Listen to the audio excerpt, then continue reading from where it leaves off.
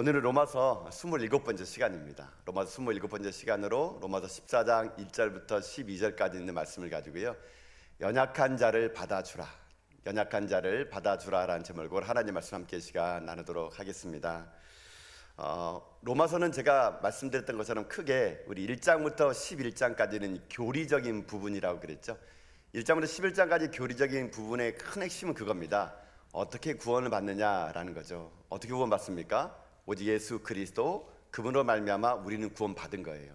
그러니까 1장부터 11장까지 로마서는요, 이 교리 부분에 예수 그리스도의 구원, 이 부분을 쭉 설명을 하고요, 그리고 12장부터 16장까지는 이제 구원받은 백성들이 어떻게 살아야 되느냐라는 실천적인 삶에 대해서 로마서는 우리에게 얘기합니다. 자, 이제 오늘 우리는 로마서 14장으로 넘어와서 이제 구원받은 백성들은 그러면 어떻게 또 삶을 살아가야 될 것인가, 그 말씀을 오늘 나누기 원하겠는데요, 전반적인 오늘 말씀의 큰 주제는 그겁니다. 구원받은 백성입니까? 그럼 이렇게 살라는 게예요. 어떻게 하냐면요, 서로 용납하고 비판하지 말고 무슨 일을 하든지 주를 위해 살라.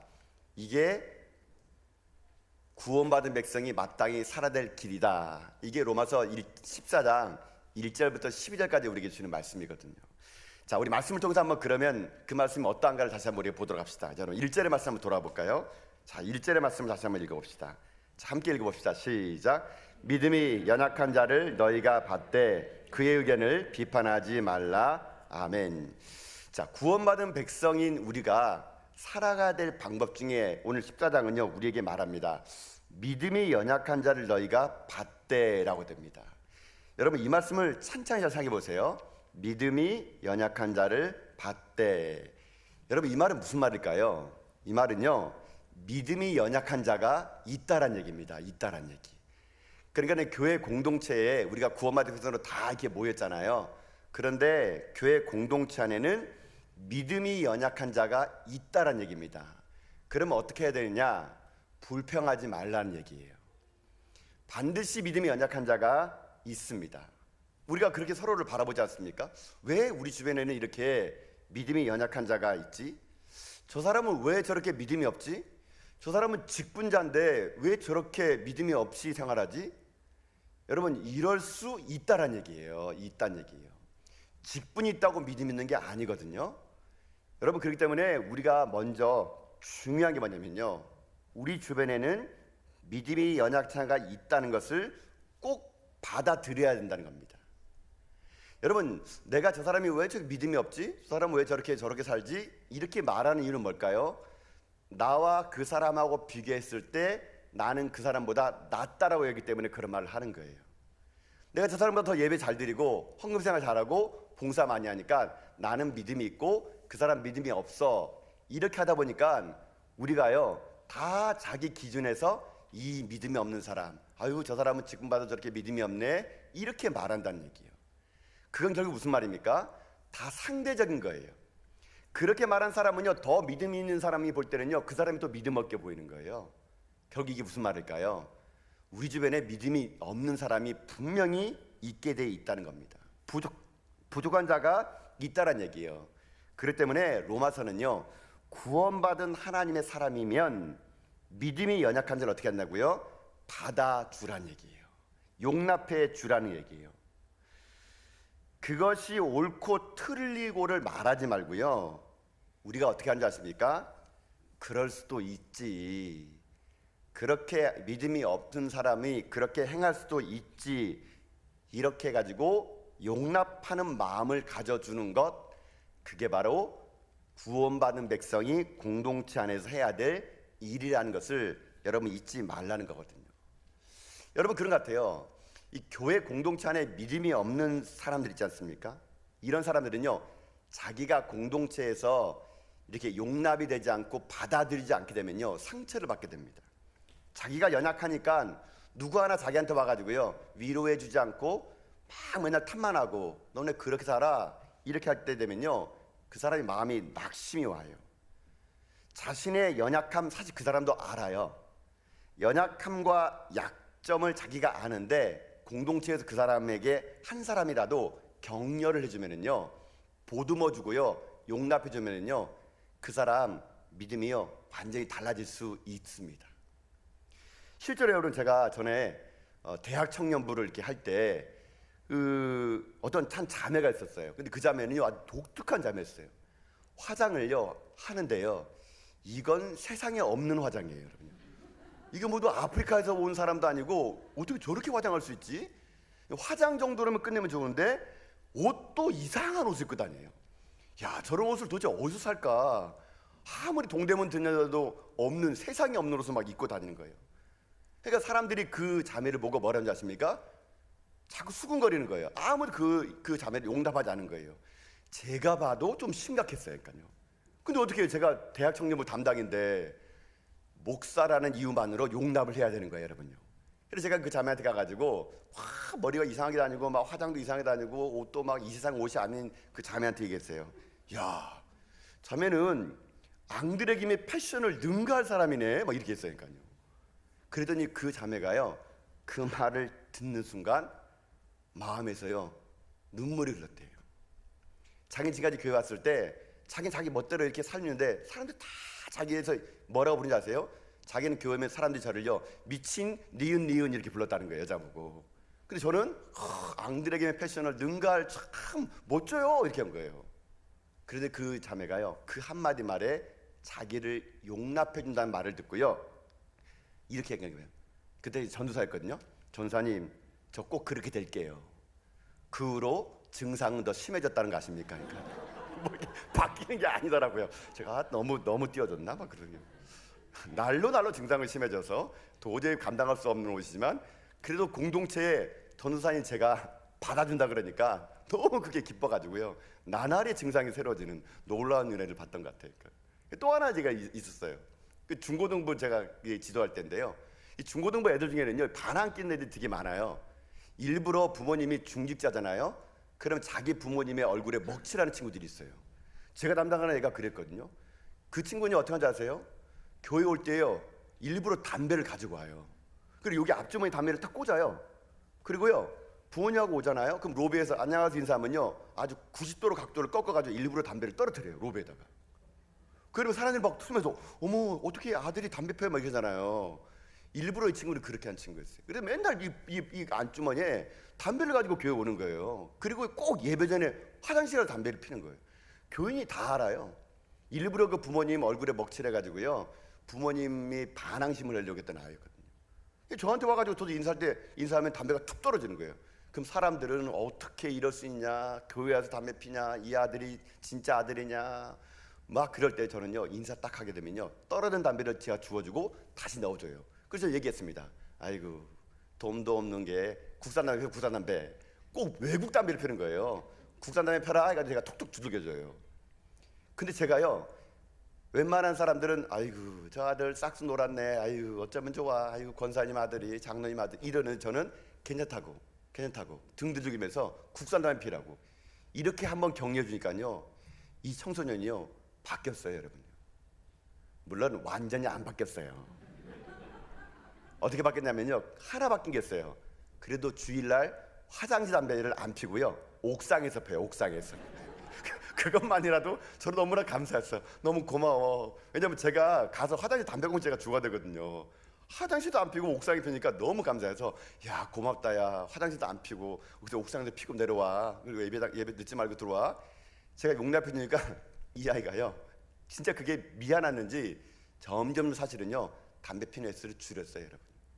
여러분 이게 뭘까요? 믿음이 연약한 자가 분명히 있다는 얘기예요, 우리 가운데는요. 그런 자들을요 탓하거나 지적하는 게 공동체가 아니고요 용납해 주는 거예요, 용납해 주는 거. 여러분 그렇게 용납해 주고 그것을 용서해 주고 받아줄 때 그때 공동체에서요 회복이 일어나는 거거든요.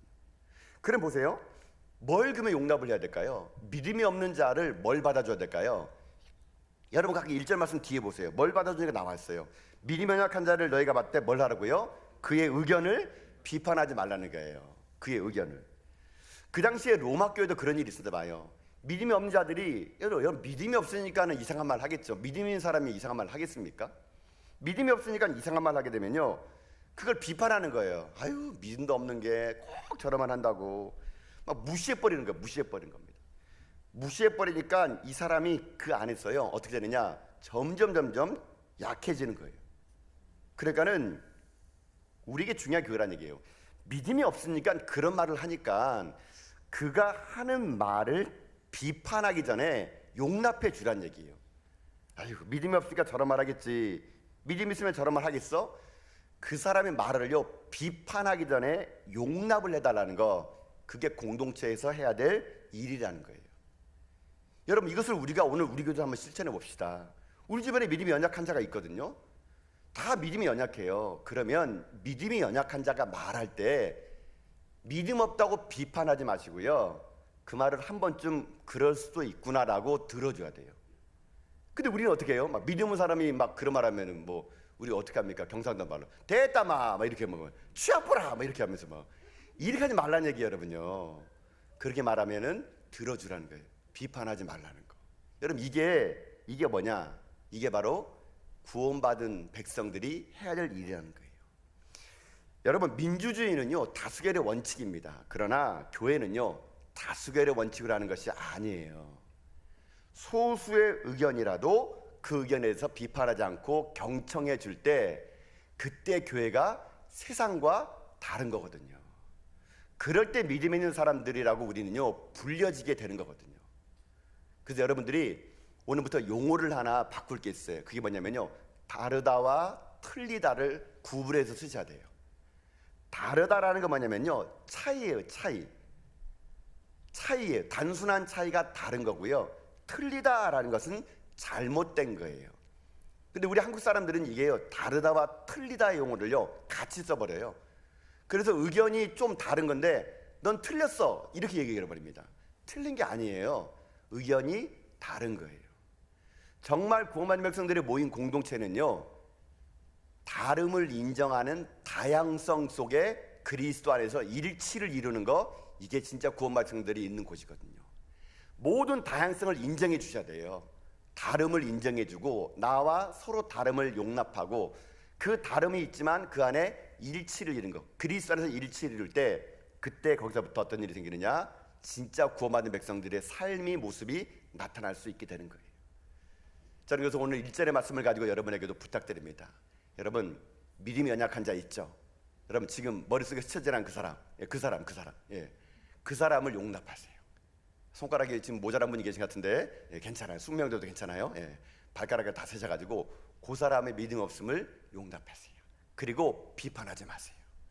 비판하지 말고 나와 다른 애 용납해 주는 가운데, 여러분이 로마서에 나오는 진정한 구원받은 백성들이 해야 될 일들을요 해나가는 여러분 다 될 수 있기를 주님의 이름으로 축복합니다. 근데 여러분, 이게 다른 걸 비판하는 게요, 고차원적인 걸 비판하는 게 아니에요. 우리 성경 보면 참 재밌어요. 뭘 가지고 비판하는지 아세요? 먹는 거 가지고 비판합니다. 먹는 거 가지고요. 여러분, 자, 말씀 볼까요? 2절 3절 보세요. 뭐 가지고 비판했는지, 뭐 가지고 의견이 충돌되겠는지. 자, 2절 3절 읽어봅시다. 자, 시작. 어떤 사람은 모든 것을 먹을 만한 믿음이 있고 믿음이 연약한 자는 채소만 먹느니라. 먹는 자는 먹지 않는 자를 없이 여기지 말고 먹지 않는 자는 먹는 자를 비판하지 말라. 이는 하나님이 그를 받으셨습니다. 아멘. 자, 오늘 로마서에서는요, 이게 뭐 때문에 비판했는지가 이게 나오는데요, 먹는 문제였어요. 사실 앞으로 4절 5절 계속 읽어보면요, 대단한 가지고 싼 게 아니에요. 뭐 안식일이냐, 뭐 날이냐, 먹는 거 가지고 싸는 거거든요. 그 당시에 이런 게 있었어요. 먹는 거 가지고. 그 당시에 사람들이요, 두 가지의 음식의 문화 때문에 서로 의견이 충돌했어요. 하나가 뭐냐면요, 제사 드리고 난 다음에 음식을 어떻게 할 거냐는 겁니다. 우상에게 드리고 난 다음에 나오는 음식을 그리스도인들은 먹어야 되느냐 안 먹어야 되느냐 이거였어요. 그 당시에. 오늘 우리들로 말로 하면은, 여러분 옆집에 제사를 지냈어요. 제사 지내니까 이웃이라고 옆에 있는 아줌마가요, 아이고 제사 떡인데요 좀 드세요 하면은, 여러분 먹어야 될까요 안 먹어야 될까요? 여러분 문제막도 시킵니까 여러분요? 여러분 먹어야 될까요 안 먹어야 될까요? 여러분 먹을 수도 있고 안 먹을 수도 있는 거예요. 먹을 때는요 그냥 기도하고 먹으면 되는 거예요. 그런데 이걸 먹는 걸 가지고, 아니 어떻게 제사상에 들어있는 음식을 먹을 수 있느냐. 어떤 분은 실제로요, 제사상에서 나오는 그 떡을 보면서 이렇게 합니다. 거기에 악한 영이 붙어 있대요. 그거 먹으면 악한 영이 몸속으로 들어온다는 거예요. 먹으면 안 된다는 거예요. 그래서 먹는 사람은 막 비판합니다. 저런 믿음 없는 사람은 보라고, 제사 떡을 먹는다고 이렇게 하는 사람이 있어요. 또 먹는 사람은 어떻게 하는지 아십니까? 먹으면서요, 안 먹는 사람은 비판해요. 아이고 믿음 없는 사람들, 이거 먹었다고 무슨 뭐 병이 걸리나, 저렇게 믿음이 없으니까 아무것도 못 먹지, 우리나 먹자, 이렇게 하면서 먹는 사람이 있어요. 먹으면서 비판하고 안 먹으면서 비판하는 거예요. 근데 오늘 이 본문은요, 무엇을 얘기하는 줄 아십니까? 먹던 안 먹던 그건 우리가 할 수 있는 거예요. 그렇지만 그러니까 먹는 사람은 안 먹는 사람 비판하지 말고, 안 먹는 사람은 먹는 사람을 비판하지 말고 서로 용납을 하라는 얘기예요. 채소 먹는 것도 마찬가지예요. 채소만 먹고 고기는 안 먹는 문제도 마찬가지입니다. 먹을 수도 있고 안 먹을 수도 있는 거예요. 그럼 우리가 이런 문제에 대해서 어떻게 해야 될까요? 오늘 성경은 그것에 대한 결론을 얘기해요. 자, 여러분 6절의 말씀 봅시다. 6절. 자, 6절을 볼까요? 6절 이렇게 하면 시작. 나를 중히 여기는 자도 주를 위하여 중히 여기고 먹는 자도 주를 위하여 먹으니 이는 하나님께서 감사함이요 먹지 않는 자도 주를 위하여 먹지 아니하며 하나님께 감사하니라. 아멘. 자, 오늘 이 모든 갈등과 모든 여러 가지 마음의 부딪힘을 해결할 수 있는 것 딱 하나예요. 먹던 안 먹던 뭘 하고요? 주를 위하여. 여러분 그걸 밑줄긋어 보세요. 이게 오늘 핵심의 핵심. 모든 게 다 주를 위하여라는 겁니다. 목표가 하나가 되면은요, 방법이 여러 가지라도 그게 문제가 되지 않는 거예요. 그래서 오늘 로마서는요, 이런 갈등의 문제를 해결하는 길은 하나예요. 오직 주를 위하여 먹을 수도 있고 안 먹을 수도 있다는 얘기죠. 주를 위하여 각각의 목적이 역할이 다를지라도 우리가 주를 위하여 한다면 이것은 가능하다는 겁니다. 그러면서 로마서는요, 또 뒤에를 이렇게 설명해요. 여러분 7절 8절 볼까요? 한번요. 자, 한번 읽어봅시다. 자, 시작. 우리 중에 누구든지 자기를 위하여 사는 자가 없고 자기를 위하여 죽는 자도 없도다. 우리가 살아도 주를 위하여 살고 죽어도 주를 위하여 죽나니 그러므로 사나 죽으나 우리가 주의 것이로다. 아멘. 여러분 이 말씀은 오늘 여러분의 말씀을 붙잡으셔야 돼요. 우리가 사나 죽으나 우리는 누구 거라고요? 주의 것이에요. 그렇기 때문에 우리가 주를 위하여 모든 것을 용납할 수 있고 주를 위하여 모든 것을 용서할 수 있고 주를 위하여 우리가 모든 것들을 행할 수 있는 거예요. 이게 초대교회의 능력이었습니다. 그 당시에 고기를 먹냐 채소를 먹느냐 안식일이냐 주일이냐 어찌 보면 좀 유치한 논쟁 같을지라도 그 모든 것들을 주를 위하여 라고 하게 되면요, 그게 본질이면 비본질적인 것들은요 용납할 수 있고 때로는 그것에 대해서 어떻게 합니까? 포용할 수 있게 된다는 얘기예요. 그러니 여러분도 신앙생활 할 때 본질과 비본질을요 구분할 줄 아셔야 돼요. 본질은 뭐예요? 주를 위하는 거예요. 그럼 비본질은 뭡니까? 이 주를 위하는 길은 여러 가지가 있고 다양하기 때문에 비본질적인 것은 용납을 하는 거예요. 용납을 하는 거. 여러분 이것이 공동체 가운데 그리스도인들이 구원받은 자가 해야 되는 겁니다. 그래서 제가요 이 본문을 보다가 문득 책 한 권이 생각이 나더라고요. 어떤 책이냐면요, 신앙인들은 다양한 컬러가 있다는 거예요. 컬러가. 그래서 이 캐리 토마스라는 사람이 쓴 책 중에 영성에도 색깔이 있다라는 그런 책이 있어요. 여러분 이게 되게 좋은 책이에요. 나중에 꼭 한번 사서 보세요. 영성에도 색깔이 있다라는 책이 있거든요. 이 책에 보면은요, 영성이라는 것은 하나님을 만나는 방법이라 그럽니다. 그럼 이 저자가 교회 안에 하나님을 만나는 것은 본질이에요. 그런데 만나는 방법이 9가지가 있대요. 그러니까 이 9가지는 비본질적이기 때문에 어느 걸 선택하든지 간에 다 용납을 해라는 거예요. 그럼 한번 제가 여러분에게요 이 9가지를 이제 빨리 말씀드려 볼 테니까 여러분이 나는 어떤 영성의 사람인가 라는 거 한번 여러분 봐보세요. 자, 이 캐리 토마스가 영성의 색깔이 있다 할 때 하나님 만나는 게 본질인데 비본질적인 방법 9가지 방법이 있다 그러는데, 첫 번째는 이런 사람이 있대요. 교회에 자연주의 영성을 가진 사람이 있대요. 자연주의 영성. 이런 사람은 어떤 사람은요, 하나님을요 야외에서 만나기를 좋아하는 사람이에요. 이분들은 무조건 야외 예배 나가야 돼요. 무조건 야외 예배. 그래서 이 교회 안에 있는 것보다는 야외 나가가지고요 막 강가나 산에 가가지고요 막 찬양하는 사람이 있죠. 막 밖에 나면 찬양 잘하는 사람이 있어요. 오 놀라운 구세주 참 아름다워라.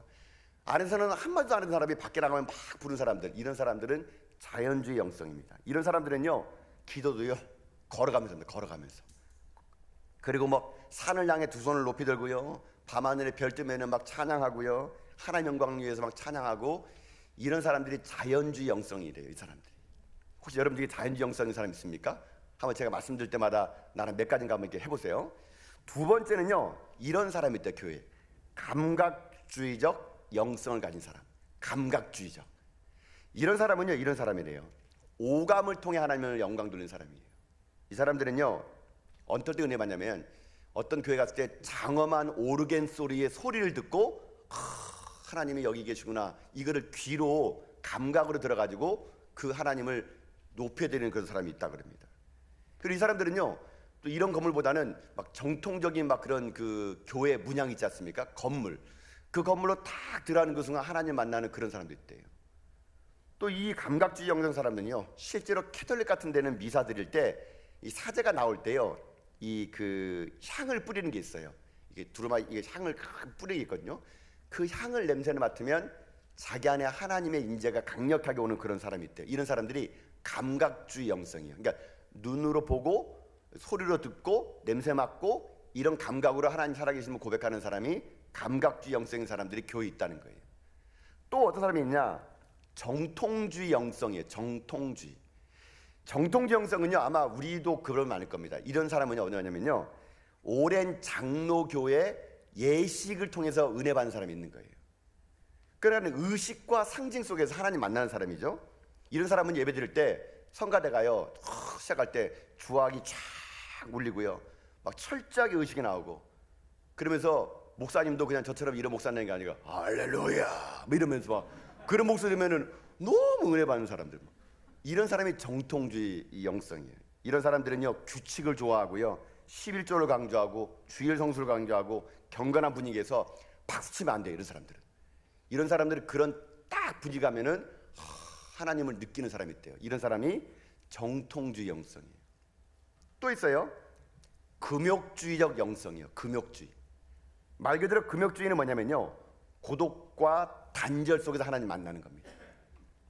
시끄러운 걸 싫어해요. 이 사람들은요 소음이 있으면 기도 못해요. 조용해야 기도하고, 사람 많으면 딱 질색이에요.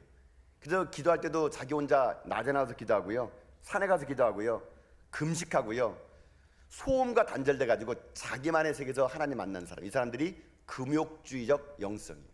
그러니까 내가 기도원 잘 가는 사람들 중에는 이런 분도 계세요. 또 하나가 행동주의적 영성이에요. 행동주의적 영성은 뭐냐면요, 이 사람들은 그냥 몸으로 부딪히면서 하나님 만나는 사람들이에요. 이런 행동주의 영성은 뭐냐면요, 참여하고 대결하고 정의를 외치는 겁니다. 이런 행동주의 영성인 사람들은요, 성경에서 어떤 말씀을 제일 좋아하냐 그러면 막 때려 부시는 걸 제일 좋아해요. 나는 감동받은 게 예수님이 성전에서 회초리를 들고 장사치에게 이런 하면서 막 그냥 장사치를 때려 부시고 막 다 엎어버리면 막 거기서 막 통쾌해가지고 막 그냥 은혜를 받는 사람들. 이 사람들이 행동주의예요.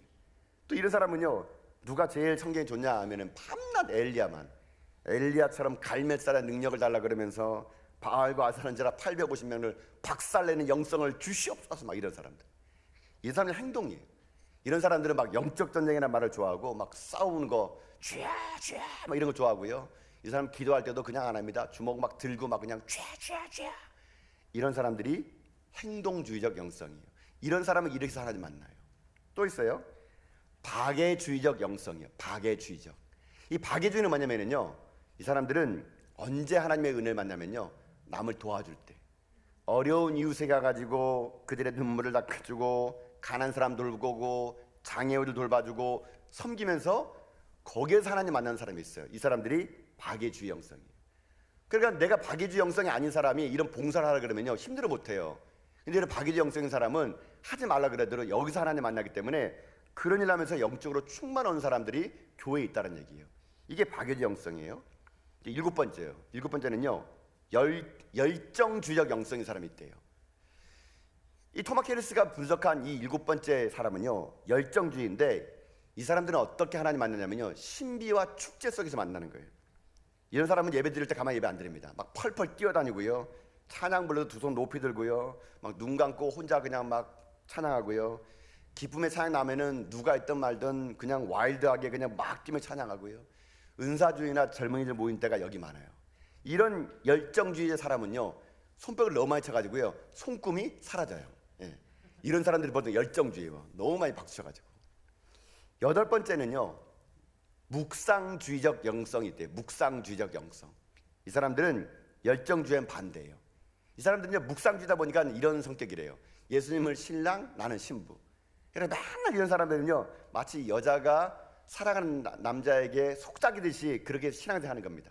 맨날 기도하라 그러면은 주님밖에 없어요. 주님 사랑해요. 날 버리면 안 돼요. 너무 예수님 보고 싶어요. 막 이렇게 하면서 자기는 주님께 매달리면서 하나님 만나는 거. 이게 바로 묵상주의래요. 마지막 아홉 번째는요 지성주의 영성입니다. 이 사람들은 언제 하나님 만나느냐? 신앙 성경 공부. 예배드리고 독서하고 성경 공부하고 성경 배워 하나님 만날 수 있다. 그러면 지성을 통해서 하나님 만나는 사람들이 분명히 있대요. 자, 제가 지금 현재 여러분에게 9가지를 얘기 드렸거든요. 여러분 모든 성도들에게는 이 9가지가 다 있는 사람이 있는 반면 한두 가지만 있는 사람도 분명히 있다는 얘기예요. 그러나 영성에는 뭐가 있다고요? 색깔이 다 있다는 얘기예요. 교회 안에 모든 신앙인들이 다 구원받을지 모르지만 이 9가지 중에서 어떤 사람은 4가지, 어떤 사람은 2가지, 어떤 사람은 1가지, 어떤 사람이 9가지를 다 가진 사람이 있다라는 것을 어떻게 하느냐? 용납하라는 거예요. 용납하라는 거. 그래서 그가 하나님 만나는 것은 본질인데 만나는 길이 9가지이기 때문에 어떤 길로 가든지 그거에 대해서 비판하거나 따지지 말고 그것을 용납하라는 거예요. 여러분 이것이 될 때 예수 믿고 구원받은 백성들이 교회 안에 하나가 될 수 있다. 그거를 얘기하는 거예요. 근데 이게요 잘 안 돼요. 여러분 잘 안 되시죠? 제가 말한 건 뭐냐면요 나와 다른 사람을 용납하는 게 쉽지 않아요. 여러분 왜 교회에서 끼리끼리 모여요? 그 영성이 맞는 사람들이 모이는 거예요. 나와 영성이 다른 사람하고는요 사귀지 못하는 거예요.